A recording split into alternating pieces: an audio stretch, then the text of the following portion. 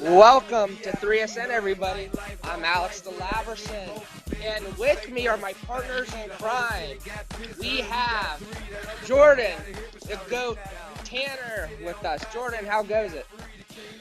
Doing well, Alex. Again, glad to be a part of 3SN. Glad to have another night with you guys, talking about something better than anybody can ask for. Week one's underway, and I'm just glad to be here. Most amazing time of the year. Also, we have Greg, the mad scientist, Bashero. Greg, how's it going, bud? Well, right now I'm being attacked by my Shih Tzu Bichon dog right now, but everything's great. Great. I hate Bichons. I have one. And Jimmy, no doubt, Dotson is back in action with us. How goes it, buddy? Well, Shih Tzu, that sounds like something that may have happened on one of your fantasy teams this week. And if that's the case, that your team got Shih Tzu'd upon,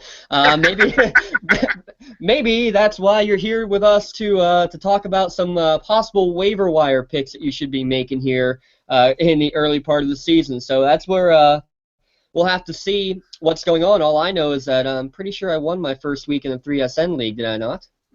I believe you have, and I won my first week. Greg, I think you lost your first week, if I was correct. Yeah, it was a low-scoring affair, but you know what? I tend to not to worry about it. It's like every season I tend to lose the first game, so it's not that big of a deal. Well, one of the reasons that you're so good, Greg, in the end, even when you lose those first games, you do make those mad scientist waiver wire moves, and that's what we're going to talk about tonight. We need to figure out, there's been a lot of injuries here in this first week. Des Bryant probably out at least 4 weeks is the big one. You got some issues with like C.J. Anderson.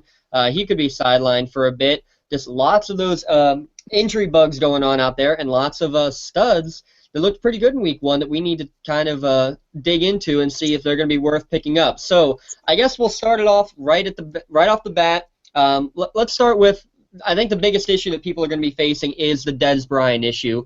The question is, who do you go and pick up at wide receiver in his place? I think the big name that has to jump right off the bat, Jordan, would be James Jones, and you liked him before the season even began. Or maybe he didn't. He's speechless. He's absolutely speechless. Jordan, are you out there? Did I lose him? Doesn't look like it. Well, that was weird. Hold on. Jordan. Is he on mute or something? No, I made sure he's. I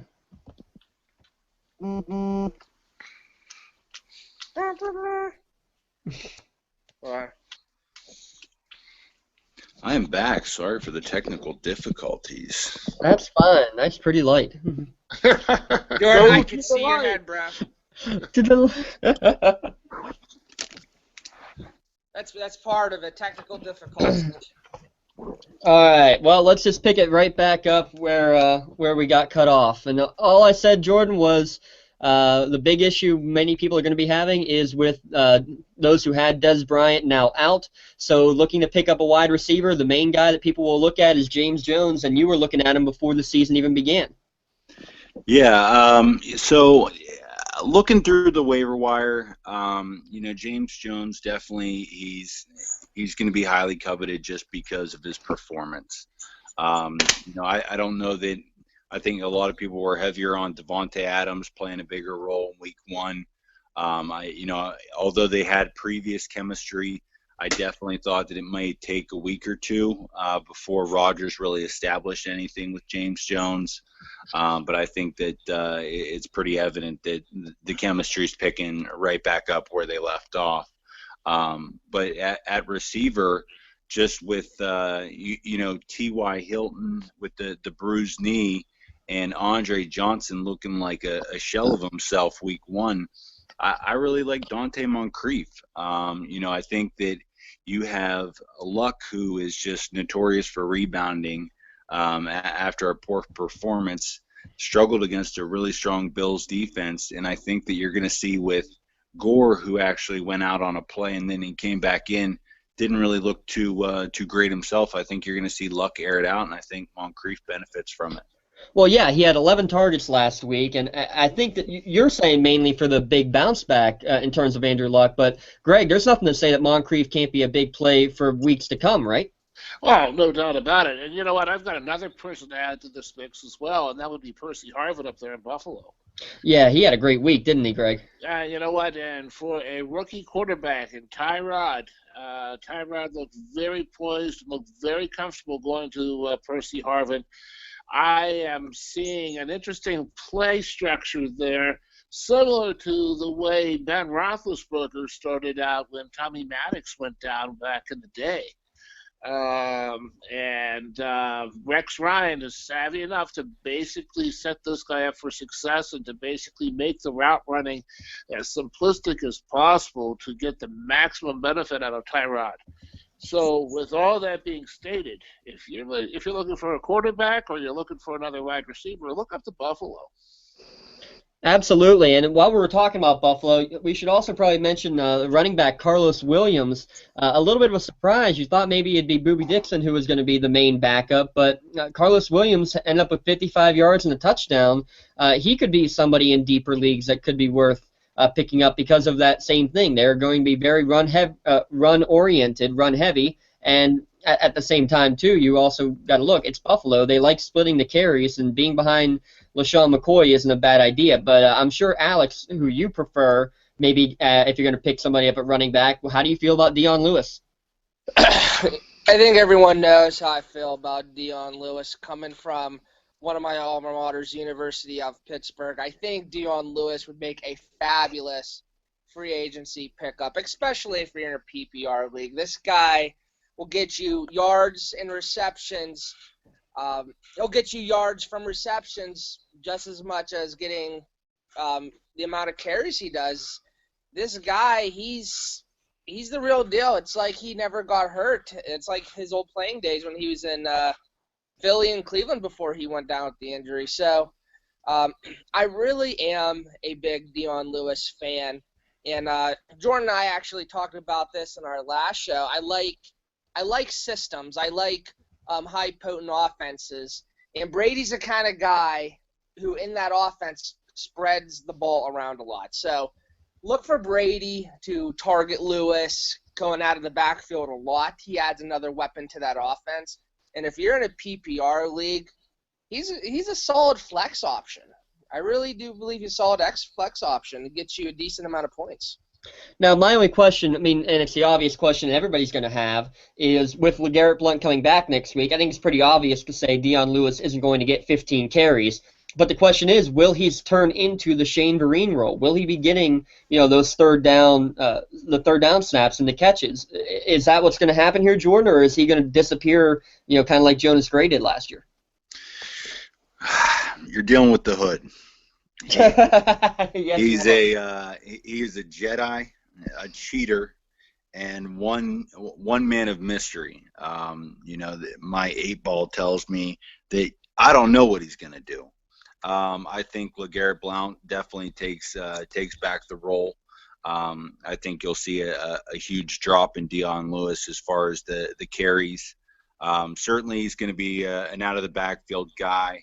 But from a running back standpoint, if I'm stretching and I'm really needing somebody at that position, I would look to target him. But I think that after week 1 with Ellington going down, poor performance by C.J. Anderson, that there's other people out there that you can go and get. Would you go after Ronnie Hillman, the C.J. Anderson backup, even though Anderson is expected to play with that minor ankle injury? I think Hillman is a must. I think, as in our previous podcast, I'd mentioned Matt Jones. Alfred Morris kind of shed some light to that situation. He looks like he's in full gear, so Matt Jones might have to wait his turn there. But 1A and 1B with Hillman and C.J. Anderson, I'm not even so sure that Hillman shouldn't have started the season as the starter. And I think that if you see another poor performance like CJ had against the Ravens, that Hillman's going to take over that role. And I think you hit the nail right on the head there that Hillman could have been the starter. He really looked better. They had the same number of carries, and he had, I think it was like 42 yards versus only 30 or 29 for Anderson. So he just looked better last week, and now you got a guy banged up. At the very least, it could turn into running back by commission. But you also mentioned Andre Ellington, and Greg, I don't know, you kind of mentioned him earlier in the year. David Johnson, the running back for Arizona, looks like he might be one of the top ones, especially with Ellington out. I mean, he got his first touch, and he got a 55-yard touchdown on his first play. Not bad speed for a guy who's 225 pounds either. Definitely not, and that's somebody you want to take a look at. He's going to get you some, he's the hot hand right now. And, it's a very difficult situation when you have these teams with the running back by committee because you just don't know who's going to be the hot hand. I was analyzing Philadelphia last night. I was taking a look at, you have Ryan Matthews, you've got Darren Sproles, and, of course, you've got DeMarco Murray. And, who are the backs? Who are they going to be going to? Now, in Philadelphia's case, you have three healthy backs. Yeah, out in Arizona, I definitely, with Johnson, that's the person that you definitely want to hook up with there. So. Now, the other big issue, and I think it's because it caught everybody by surprise, you have to look at what happened in Tennessee. I mean, they just absolutely annihilated Tampa Bay. Now, granted, it was Tampa Bay, but you can't overlook the fact that Marcus Mariota had 4 touchdowns. You can't overlook that Bishop Sankey just went and tore him apart. Alex, are you going after the Bishop Sankeys or Marcus Mariotas? I mean, Bishop Sankey's a starting running back out there in over 50% of leagues. I was actually wondering when we were going to get to talk about Bishop Sankey. What a great performance by him this week, and I know obviously it was Tampa Bay, but he was really quiet going up until the league, and I feel like even the Monday and Tuesday after NFL Sunday, he's still been relatively quiet. I am going after Bishop Sankey. I'm all about momentum. I understand it was the Buccaneers, like I said, but when the way Mariota was going off, the flow of the game favored Sankey, and also Terrence West. I know he ran for 41 yards and 14 carries, but he also lost a fumble. And, West got some goal line carries in the first half, but it was mixed in throughout. And Sankey was the one who scored from close range midway through the third quarter. So with rookie David Cobb out for the first half of the season, I think it looks like Bishop Sankey and, maybe West to a lesser degree will lead the Titans' backfield. And, as far as Marcus Mariota goes, yes, I understand it was week 1. I'm not saying go and necessarily pick him up and add him to your starting squad, but I made it known on social media I was really, really impressed by his performance. I think anytime you're a rookie and you throw for 4 touchdowns and you're going up against the number 1 pick, the guy who was picked right ahead of you, the guy who was told was going to be better than you, talk about shining in a big game. I really was impressed by Mariota. So, him, Mariota, Sankey, and also Kendall Wright. We cannot forget about Kendall Wright.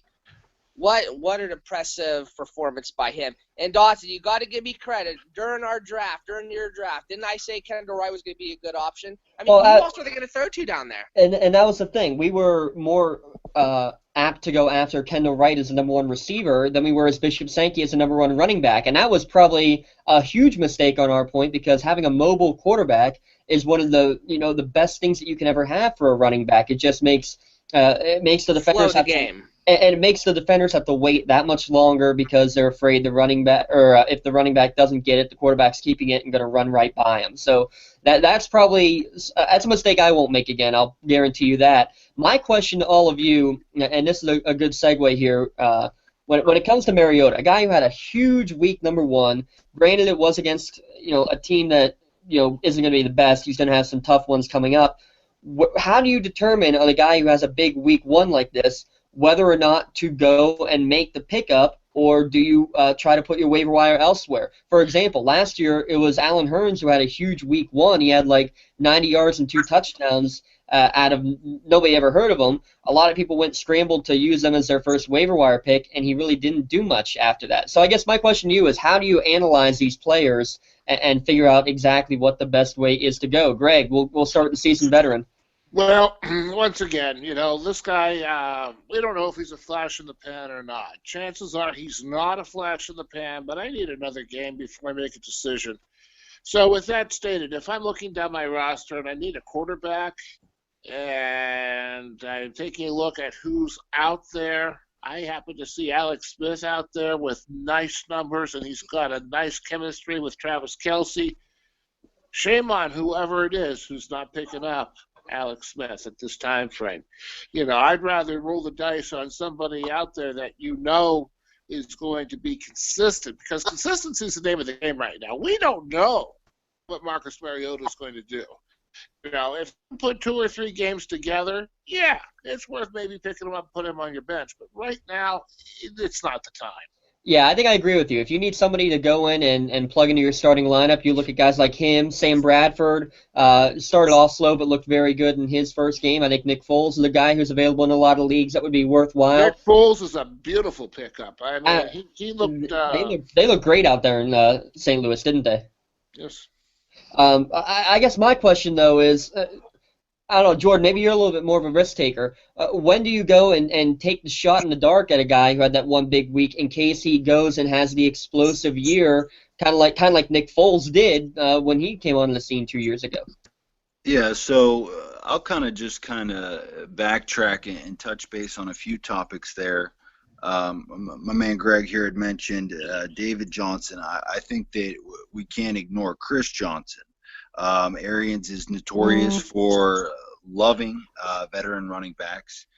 Chris Johnson outtouched David Johnson 10-1 in carry attempts, and by all indicators, he's going to be the lead dog in that backfield. So, I mean, I actually am going with Chris Johnson over David for the time being. I guess you could put a bid on both, but as far as Ellington's timetable, 2 to 3 weeks. Certainly it's enough time for him to come back and take the role, but I think he's always been notoriously injury prone. So, I mean, I would look at Chris Johnson. Sankey, he's one that I think you need to look at the matchup. He played the Tampa Bay Buccaneers. They got ahead early, and he was fed the ball. I don't think that's a team that's going to be doing that a lot this season, and I think you'll see some more of old Bishop Sankey of last year and preseason come into the mix of where there's question marks. Wisenhunt's not one to, call out or solidify a running back role. And I think Sankey, more than anybody is somebody that I would have to observe, put a few performances together. But back to your question, whether when I take that risk, I'm taking the risk if depending on how my team did and my team needs. Certainly in some of my leagues, I watched Des Bryant unfortunately go down, and the reports are shifty. They're 4 weeks to 12 weeks. If I have to wait for Des Bryant to come back to Thanksgiving, I'm gonna reach for the Dante Moncriefs, the James Jones, the Percy Harvins. Those are guys that are definitely going to be where my eyes are set. If I had a solid week one and I came through and I've got a little bit of depth on my bench, I don't know that I'm necessarily gonna give up a position on a waiver, or if you're in an auction setting, I don't know that I'm gonna place much of a bid on anybody that some of these other guys may be targeting. If I'm taking a real risk, I'm looking for somebody that isn't on a radar right now, and I'm one to jump the gun on those type of players. Ahmad Bradshaw, he's just in talks right now with the Colts. They've already got a chemistry. They already know what he's able to do. I didn't like Gore to begin with at season's beginning, and Ahmad Bradshaw, top 12 running back last year. And I feel like, if you want to take a gamble, you want to roll the dice and see what happens, he's somebody that nobody's going to be looking at. He's going to be overlooked on every level, and he's worth taking a risk not to give up a waiver position, but you can get him for free and, just see how it plays out, similar to the Michael Christine, or Christine Michael, excuse me, and the Monte Balls, those guys that were quick to get scooped up because of their name. I think Bradshaw will kind of fly under the radar and maybe be somebody of interest later down the line. Yeah, very interesting there all around, and I think that you make a good point. You got to go after the guys who are that you got to be a step ahead of everybody else. And here's the thing: all the guys that we mentioned, the reason we're mentioning them is because of the obvious, because of the injuries, because of their big breakout week ones. To be able to really go out there, you have to be a step ahead of the game. And I think one of the things that I think people are going to really jump on a guy like, for example, Austin Severian-Jenkins, I think his 2 touchdown performance is as big of a fluke as any one of them out there. Yet you're going to see his status go way up because people had guys, for example, Greg Olsen, who did not have a great week 1. People are going to panic and say, oh, I better get another tight end. They're going to go and waste your waiver wire on ASJ, and that's just not the way it needs to be. So I think the main thing I'm looking at is, see where your team is lined up, see how you built your team from the beginning. I always build it with the weaker running backs. I go wide out heavy, therefore I'm more apt to take that bigger risk in picking up Johnson or picking up a Ronnie Hillman, just because they are much more valuable in terms of the team that I have at the moment. Yeah, I definitely agree, and I think that staying a step ahead of the game is critical. As soon as you get those first reports on somebody, I think that's where you got to jump the gun in some instances. ASJ, again, I agree with you. I think that a rookie quarterback tends to favor the tight end, and I think that he'll get his targets. But keep in mind, Mike Evans was out of the equation, and they were still behind. An ungodly amount of points, but even at halftime. So that gave Jameis Winston more of an opportunity to kind of just chuck it around. So I think you'll see, ASJ and Mike Evans, reap the benefits of that. But I don't see as much upside with ASJ as, on some waivers you might come across, Tyler Eifert, who had a 2-touchdown performance game. But I think that his upside in that offense on that team is going to be a lot stronger than ASJ. Absolutely. Alex, who else are we forgetting out there in the waiver wire that we need to look at? Well, I think it depends where you're weak at on your team. Like, for example, when me and Jordan made that trade, check out my starting running backs, Jonathan Stewart and Frank Gore. So I know Jordan doesn't like Bishop Sankey, and he made some good points, but if you're thin at running back, you might have no choice at picking up someone like a Bishop Sankey. Now, one person I was actually quite impressed by this week was Steve Johnson, and he's only owned in 3.4% of leagues. So I know, again, it was only 1 week, but he caught all 6 of his targets for 82 yards and a touchdown in Sunday's win over the Lions. So he was held in check for the first half, but came on strong in the second half. And again, I think if you're weak and thin at wide receiver, and especially after all the injuries, it seems like this year at the wideout position, I think Steve Johnson wouldn't be a bad wide receiver 2 or 3 or a flex top. So he's someone I think you should look at. Greg, anybody else we're forgetting? Well, I like Eric Ebron out there with Detroit, and also Ladarius Green, out there in San Diego as tight ends. I really enjoy, I kind of focus on the tight ends as the value players out there because in most traditional scoring systems, they're the ones that are going to get you the most number of points. And now, granted, the big thing is let's not panic. If you got Greg Olsen like I do, I'm not panicking. No, by no means. But I may pick up somebody like an Eric Ebron or Ladarius Green only because, I could add more depth to what I've got and also, potentially use those as trade material. Very good. Gentlemen, any final thoughts as we wrap up this waiver wire edition for week number 2? One season in the books. What are you thinking at the moment? Well, fantasy football it's a game of emotion. Good highs, lows, things like that. I guess, honestly, I would say just if you're an owner who experienced a loss such as a Dez Bryant, such as Jordan did, you really got to hit and pound that waiver wire. You've got to do your research, and especially if you lost your first week, it's not over. You're going to be in the top half of your league to pick up a decent waiver wire free agent. So I would say don't be one of those owners who kind of starts to throw in the towel after week 1.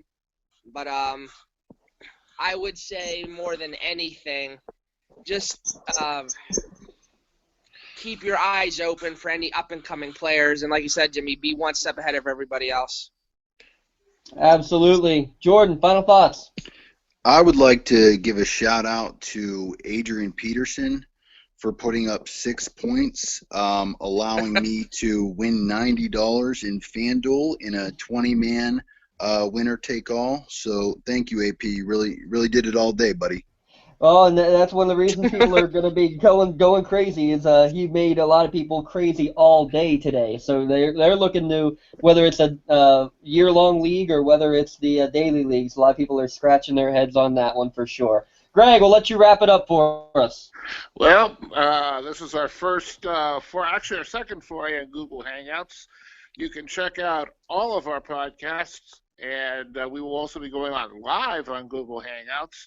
At this point on, I'd like to do a shout out to all of our followers at the Fantasy Toolkit, the new site that we've acquired, and do a shout out to some of the people out there like Captain Jack and the fantasy football chick out in Florida.